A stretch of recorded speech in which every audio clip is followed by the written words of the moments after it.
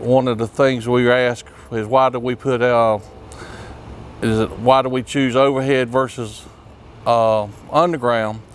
And that is usually determined by the developer. The developer comes in and, you know, if it's a big neighborhood or something, you know, everybody wants the aesthetics, everything to look good and nice and neat and not be seen. So that plays in it. Some of your higher cost houses and stuff in big neighborhoods, the houses are so much bigger that we can only put 2 to 4 houses on our normal transformers. In the smaller community houses, we can put up to 6 to 8 transformers. Overhead, it's easier to see. The troubleshooting is so much easier. You know, we can ride down the road and find a problem pretty quick. Usually it's either wildlife encroachment. What that means is a squirrel or a raccoon or something gets on the lines or the transformers. Also, we have vehicle incidents quite a bit, unfortunately, in the Fayetteville area that constitutes a lot of our outages and stuff. But the underground aspect of it looks better, but it's can be really hard to work on it now, you know, fix your outages and stuff because you can't see it. It's underground. It's and we've got test equipment we have to use to locate the faults and stuff and find where the trouble is. Look at your underground neighborhoods and your transformers and stuff. Picture that each street's got drop cords run down it. And each one of those drop cords goes from one transformer to another transformer to another transformer. So what we have to do is find which drop cord is bad. And it takes time because you can't see it, and we have to do our system maps. A lot of people see us in a truck at night with their power off, thinking we're playing on the computer, and we're actually looking at our system maps, and it gives us an idea of which direction the current's flowing, and it helps us determine where to start looking for the issue that's on that particular street or in that particular neighborhood. I see people's concern at night or anytime why it takes so long, but it's just imagine yourself out there basically being blind, trying to find anything in the ground. And there's so much other utilities in the ground. You've got water, sewer, gas, phone, cable. Now with all these new internet companies coming in, they're also adding so much new stuff. And then there's the old stuff that's been abandoned that people don't think about this. It's not even in the records anymore. So we're having to deal with all that at all times also.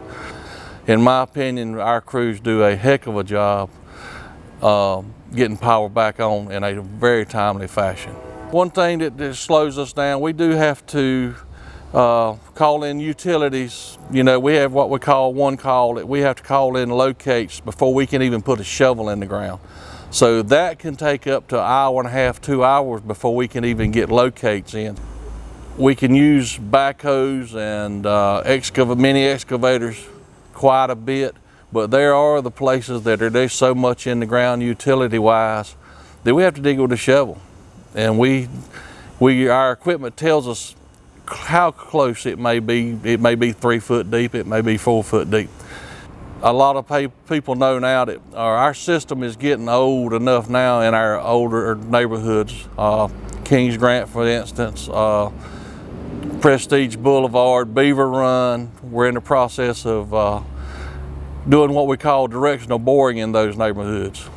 And what that entails is we're boring new facilities in, or the continuous pipe in for new facilities.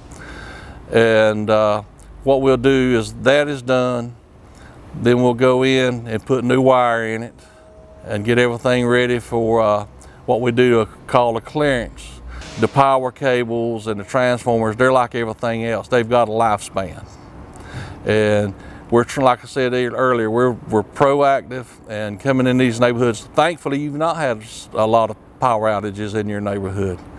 The boring takes the longest time, because it is a slow process. They have to deal with the utilities, existing utilities, putting pipe in the ground and stuff, and it's very tedious for them also.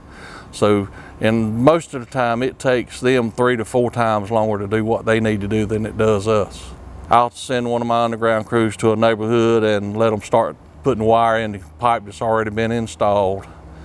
And over time, you know, if it's a small neighborhood, we can do it in usually 2 weeks and get everything ready and do an underground clearance. And an underground clearance is when we get everything ready, we make sure all the cables are properly labeled, properly terminated. Everything's laid out exactly like we need.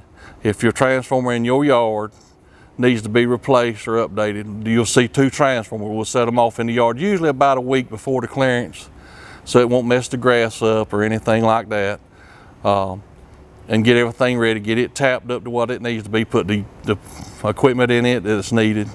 We try to give a week's notice on signs through customer service reps. We put signboards out at the entrances of neighborhoods, flashing signs and stuff, let them know.